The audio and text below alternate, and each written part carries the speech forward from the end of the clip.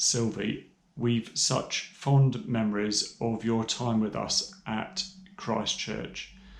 It seems extraordinary now to think that it was all the way back in 1993 that you came to us as our very first deacon.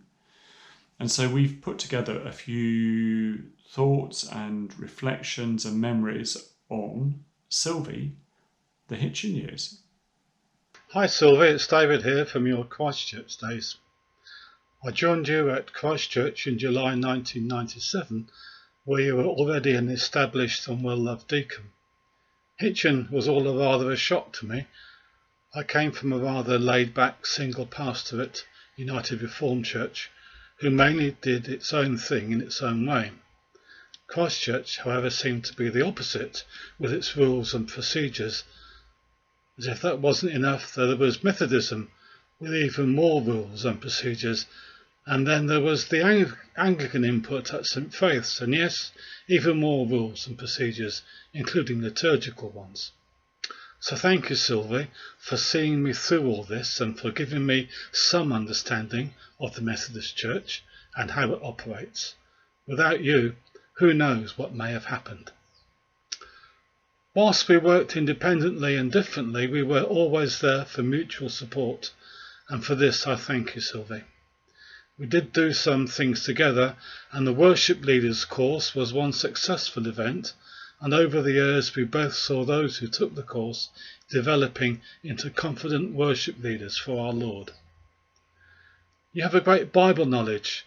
Perhaps it was your upbringing or your great memory, and unlike me who can't even remember the Lord's Prayer, you could always bring out the pertinent passage or verse to support a view or change views.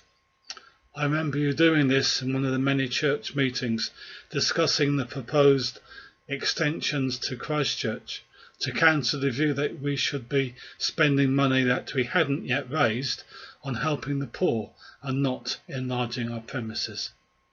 You raised the event of Jesus with Mary anointing him at Bethany with expensive perfume, and Jesus answering the indignant disciples, "The poor you will always have with you."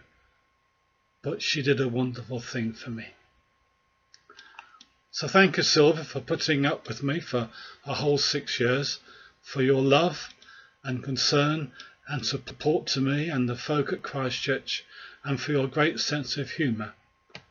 And so may God bless you as you enter the next stage of your life. Bye. Hi Sylvie, just a quick message to say congratulations on your retirement and a big thank you to you for your part in our lives. You married James and I back in 2003, so we're approaching our 18th wedding anniversary this year, and to this day we still talk about what a wonderful wedding ceremony we had. So thank you so much for that, and we wish you well for your future plans. Lots of love from us all. Bye. Sylvie, I remember the first time I met you, sitting in the vestry at Christchurch, very pregnant with Michael, and Jim sitting there with his arm around you, sending out a very strong message that he was with you and behind you in your ministry. I want to acknowledge your sermons, easy to engage with, always thought-provoking. Amongst many attributes, Sylvie, communication is definitely there. And lastly, even though it's many years since you left us, you're still influencing us. We set up and ran the CPAS Growing Leaders course, and that was because you had done it and you were still doing it, and that was recommendation enough. And that has made a difference to our life at Christchurch over the last few years as new leaders gained confidence, learnt more about leadership, and have stepped forward to serve at this time. Thank you, Sylvie, for your ministry with us when you were here, but also your continuing influence on us and indeed your interest and love for us. We wish you well in your retirement. Hello, it's Anne Blackman here. God's blessing of your time with us at Christchurch, Sylvie. Embrace the dawning of the new millennium, a period of spiritual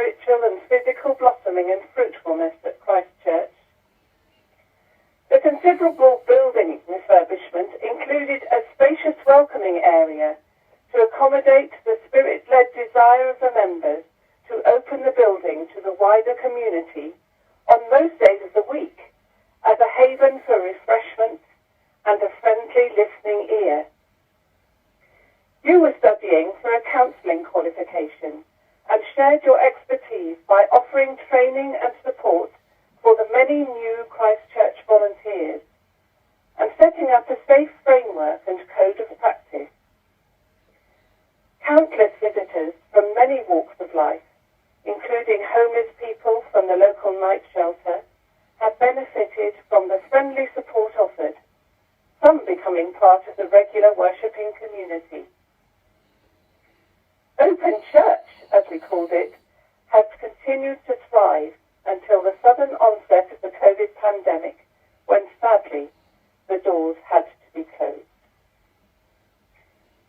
You, Sylvie, shared your gifts in pastoral care by leading courses in effective listening skills and boundary settings for pastoral visitors at Christchurch and in the circuit.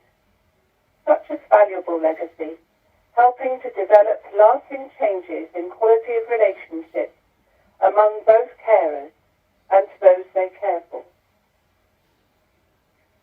On a personal note, I will always be grateful to you for your encouragement and guidance to embark on my own calling to start training as a counsellor, introducing me to a distance learning pastoral counselling course based in Nottingham. Thank you, Sylvie, for your wise, compassionate mentoring and supervision, and for arranging client referrals for my practical experience. I eventually completed the diploma course, a truly life-changing, fulfilling stage of my journey. Thank you, Sylvie. May you know God's blessing in this new stage of yours. Fond memories from Judith Bryant, who writes, I have known Sylvie for over 50 years. This is a photo that my husband Chris took of Sylvie, Jim and Michael when Sylvie was deacon here at Christchurch. Sylvie, you were always very understanding of people's problems, having experienced loss and struggles in your own life.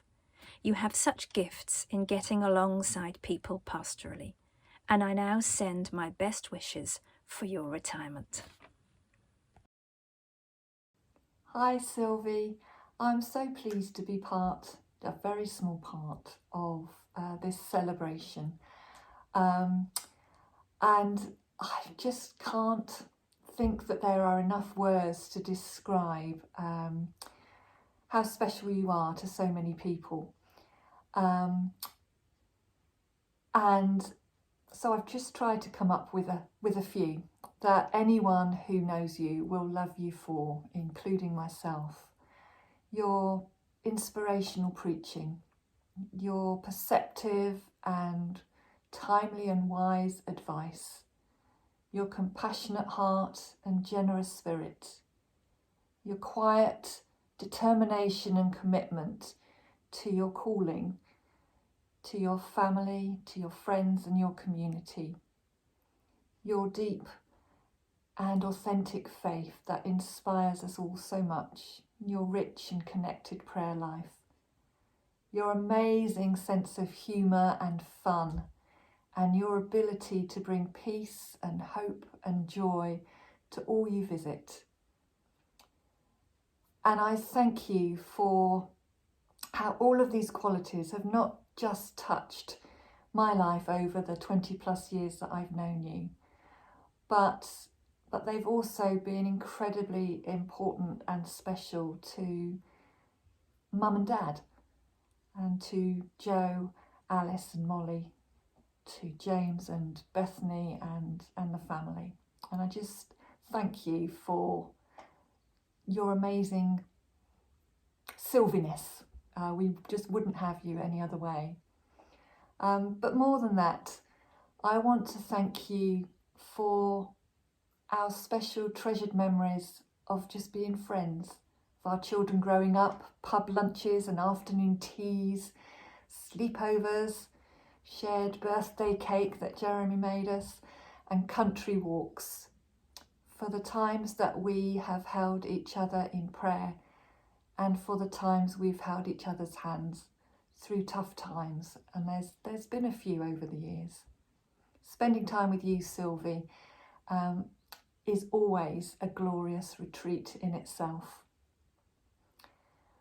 But most of all, I want to thank you for being my guardian angel, my fellow dancing queen, and my most precious friend, for being you so wonderfully.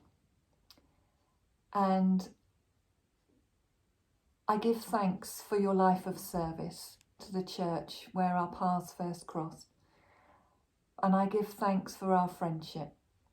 And I send you much love on your retirement. And I'm really looking forward to seeing what your next adventures hold.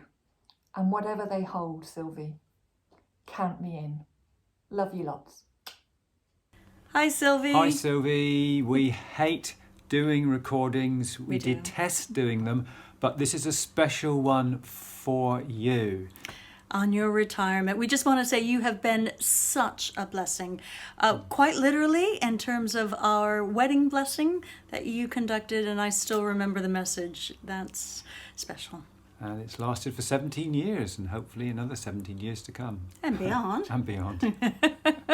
Anyway, you deserve time to yourself on this retirement, but please, please, please don't give up your writing. You are really, really gifted. So we wish you all the best, every blessing, every happiness, and every bit of peace and quiet you can find. Unless you want a party, in which case go for it. Bye. Lots of love. God Lots bless. of love. God Bye. bless. Bye. So, Sylvie, my own memory is of your preaching, and in particular the way that you used your journalistic background to take whatever was going on at the time and to craft that into a really memorable message. And I always remember one particular occasion, it must have been a December sermon, I guess, and you were drawing on your experience of having queued up in a long queue for the latest must-have toy for Michael. And this particular toy was inspired by the Disney hit film Toy Story. And so something that someone had said to you in the queue had inspired the theme for this message. And of course, the whole sermon was entitled, "Are you here for a buzz?" So what can I say in that short space of time that could possibly encompass everything that Sylvie has been to me, both personally and in the ministry that I've been taken into, prayer ministry and healing ministry. So many memories across the years. I guess those sermon illustrations come to mind where you brought in a visual aid like Michael's Buzz Lightyear toy one Christmas, and then that image of a flight of geese with flying in formation, with them taking turns to lead so that they didn't get exhausted, and then when one fell off the back of the formation, another would go and remain with them until they were able to rejoin. And then I guess there's the impact that Sylvie had on our fledgling prayer ministry, starting to form about maybe 20 years ago now, and how her wisdom and experience fed into our training program for our members of the church who wanted to become part of our prayer team to pray with others, and that ensuring that we had safe practice when we were praying. And then of course all those multitudes of conversations about deeply spiritual things and very practical personal things that always ended up with more clarity in the sharing with her. So much laughter and joy and wisdom and faith and abiding friendship. But I guess the key precious memory that I want to share and say thank you for was when Sylvie took the christening for our adopted daughter. We adopted her at the age of 2, and while she was still young and still in my arms, we had that christening service which was full of worship and joy and gratitude. And that a memory when The ceremony had finished and we were about to rejoin the congregation, and Kirsty was in my arms in her party dress, and she turned to Sylvie and said, "Thank you, Sylvie." And so I guess that's really what I want to say. So out of the mouth of babes comes my final comment, which is, Sylvie, just thank you. Thank you for who you are to me, who you continue to be to me, and who you are and continue to be to so many people. Thank you. So that's it from us. It just remains to say that we are so glad that you keep in touch, and we hope you continue to do so. And we also hope and pray that the Lord blesses you in the years ahead.